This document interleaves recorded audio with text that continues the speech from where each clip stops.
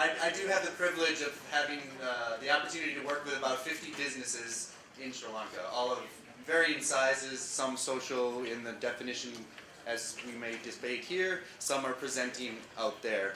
So I'm privileged to be able to hold this conversation with some people today and to have the opportunity to learn. So I would like to invite the panelists to come up. Mr. Peter Holbrook's already joined us, and Eranda's sitting behind me. But I'd also like Professor Dassanayake from Moratuwa University to join us, and Lakshman, if you're here, yes, there you are. Please join us, and then Anir Chowdhury from Bangladesh to please join us.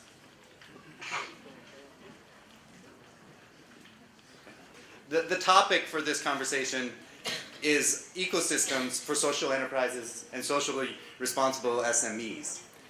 If anyone thought you were here for a science lesson in habitats and how biology works, Amanda set us on the right path, but years ago, particularly in the technology industry, they stole the terminology ecosystem, and so we're here to understand how ecosystems can work in Sri Lanka and an ecosystem that's necessary for social enterprises to thrive. What we learned from Peter this morning is that there's great opportunity. He laid out some of the threats that impact the world, but he ended that there's so much opportunity. So we have a very interesting mix of leaders here today. I would call them the catalysts, or part of this community that the good minister talked about. So we are part of this community. And we have people here who are maybe the activists, or at least the spokespeople. We have a researcher, and a trainer, and a thinker. We have someone that's a passionate government servant.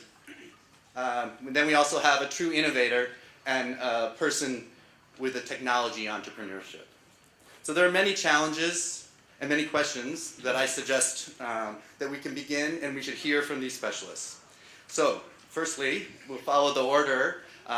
We'll invite Peter Holbrook to have an additional conversation on how social entrepreneurship can work in Sri Lanka. He doesn't need an introduction because he's already had it from Eranda. Thank you. Well, it's great to be back. It feels like it's been such a long time since I saw you last.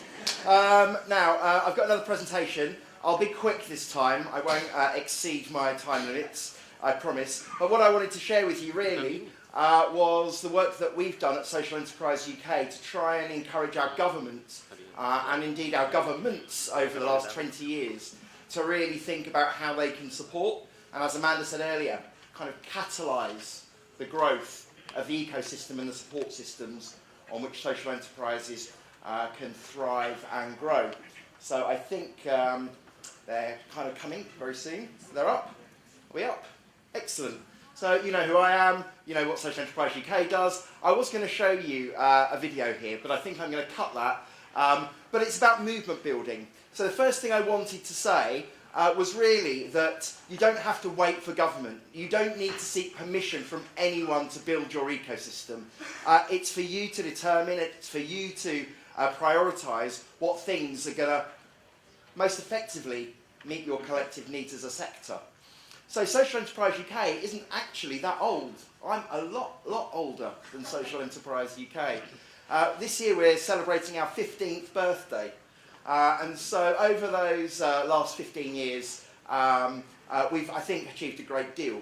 But our ambitions as an organisation is to raise the profile of social enterprise, to make sure people know what it is, so that you're not speaking a foreign language that leaves people confused. We've had some success in raising the profile of social enterprise, but you know, my mum still hasn't got a clue what I do. We've done some polling and survey work. In 2000, only 6% of the UK population understood the term social enterprise.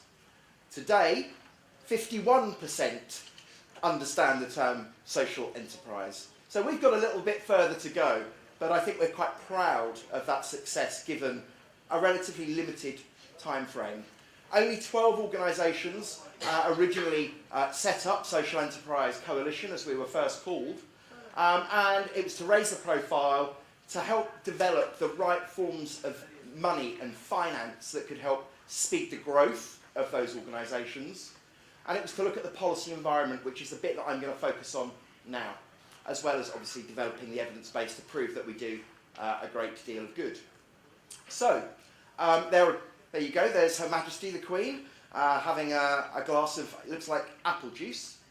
And in 2012, the Queen arrives at Parliament and basically, for the first time, uses the words herself, social enterprise, despite the fact that her son proclaims himself to be a social entrepreneur, Prince Charles.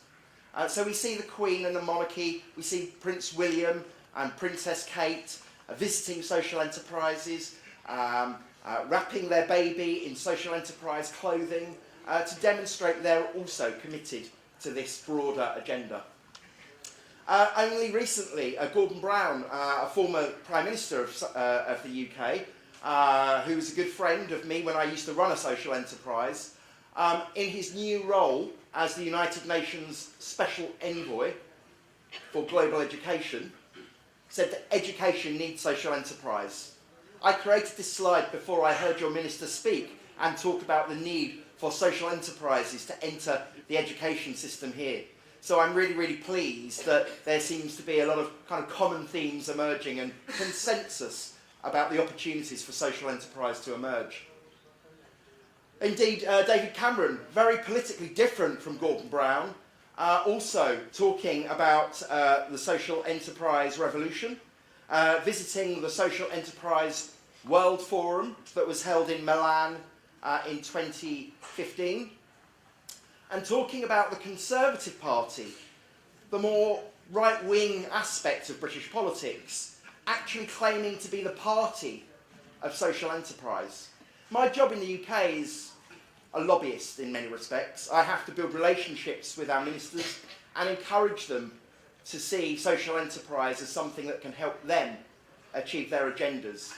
And actually building political consensus from the green part of politics through to the left wing, the centre of politics, and indeed to centre-right politics, is something that we have succeeded to do in the UK, which has meant that we have had 4 consecutive governments of different political colours get behind this idea.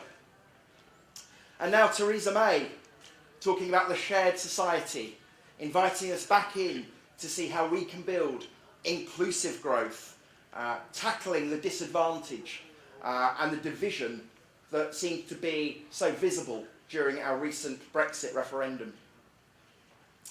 So you can have all of these slides and you can study them in more depth, but sometimes it's just about advocacy. Sometimes it's just about leadership.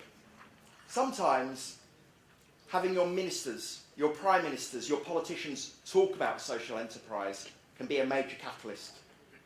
Policies, regulations, tax breaks can all come later. They have a huge, huge role in sending signals to the population, to industry, to funders, investors, that this is important and that they should also get interested and involved. In 2000, we set up an institution called Unlimited. And Unlimited has now spread. There's now Unlimited in India and in other locations. And what it does is try and provide small amounts, sometimes more modest amounts, but normally small amounts of seed investment to a social entrepreneur to help them get their idea off the ground. And it's been absolutely critical in developing that early stage ecosystem to help people with great ideas, particularly from poorer communities, to take their first step into social enterprise. Because without that form of support and help, it can become a very kind of middle class notion. We've already heard from Amanda that this is already emerging in Sri Lanka, and that's great to hear. But to speed that process up, making small amounts of money available to would-be social entrepreneurs can really help great ideas off the ground. Now, I'm not going to go through all of these, but you can see we've got new legal models in 2005 being established because that's what the sector got together and suggested we needed. In the UK, you were either public, private, or charity.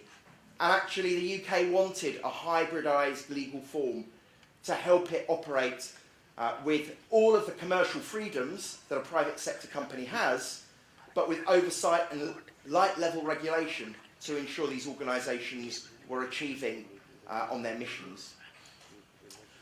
We've seen different forms of finance try and